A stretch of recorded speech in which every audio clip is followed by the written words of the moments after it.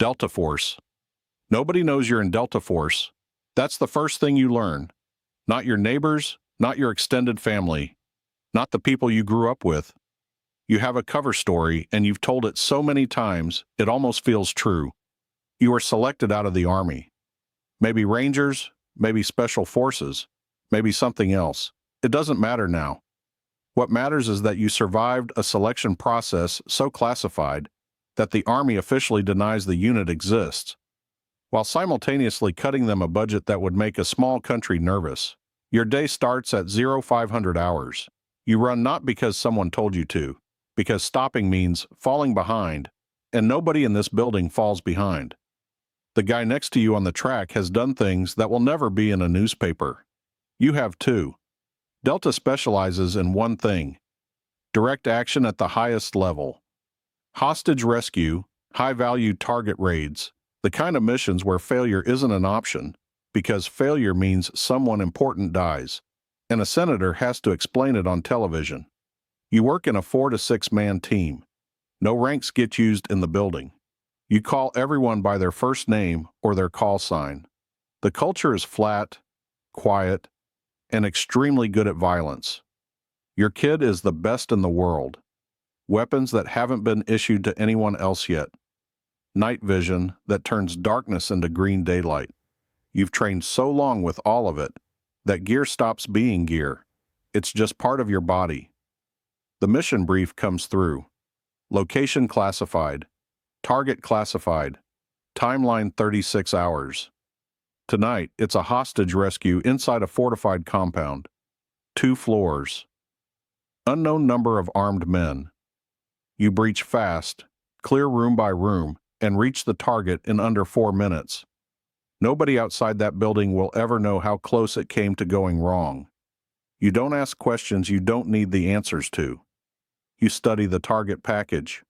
Run the rehearsal. Check your gear. Your team moves through the building like it's routine. Because for you, it is. Nobody will ever know what you did. That's the job. 75th Ranger Regiment. You're a Ranger, which means you are the Army's go-to force for one specific thing. Large-scale raids at 3 in the morning. You show up fast, hit hard, and leave before the sun comes up. Simple concept. Violent execution.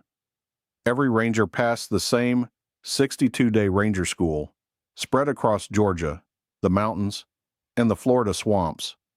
You did it on 4 hours of sleep a night and about 1,500 calories a day. By week 3, you were hallucinating. By week 5, you stopped caring. You finished, because you weren't going to be the one who didn't. There are roughly 3,500 Rangers spread across 5 battalions. You deploy more than almost anyone else in special operations. Not months at a time, rotations. Back home, back out. Your duffel bag is always half-packed. Tonight, the mission is an airfield seizure. You've done this in training so many times, your hands know the movements before your brain catches up. Plane, static line, door, jump. You hit the ground, you move. The objective is 800 meters. You cover it fast. The airfield belongs to you in under 12 minutes.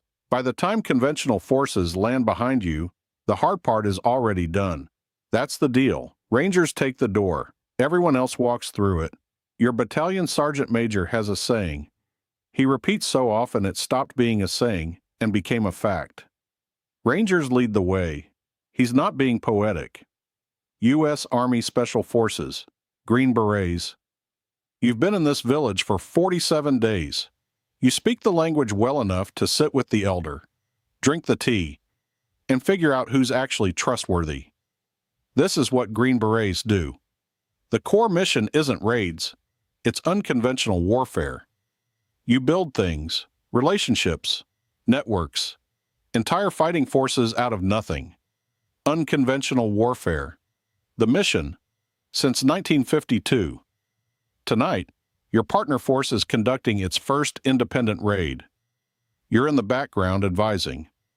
Watching them clear rooms you train them to clear. You only step in once. A quiet correction over the radio. and then it's their operation again. You operate in a 12-man ODA. Every man cross-trained in at least 2 specialties: weapons, comms, engineering, medicine. Your medic can do surgery in a hut with no power. Your comms guy can reach headquarters from the middle of nowhere with gear he built himself.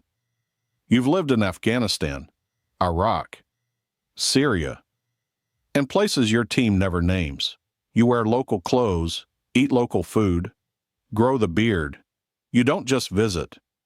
You become part of the country for a while. Your 12-man element just shifted the military balance of an entire province. Nobody back home will ever read about it. It'll show up years later as a single footnote in a Washington think tank report.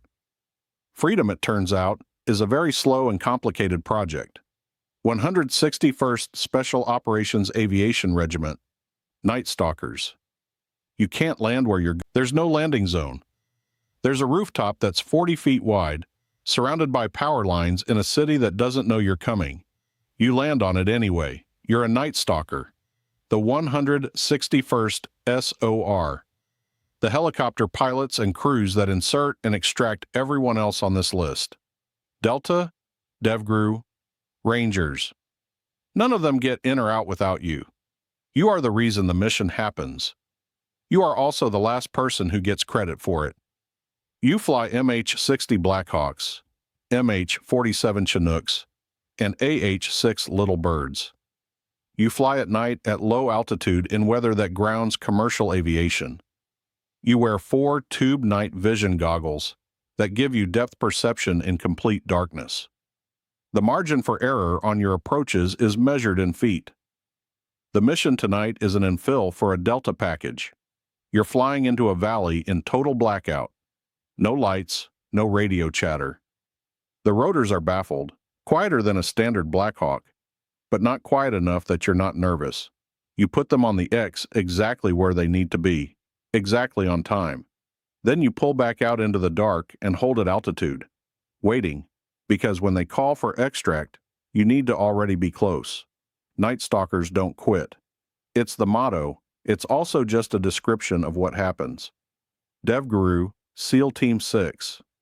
DevGru is the Naval Special Warfare Development Group, formerly SEAL Team 6, the unit that ran Neptune Spear, the operation that killed Osama bin Laden in May 2011, making them simultaneously the most famous special operations unit on the planet, while still operation in deep shadow.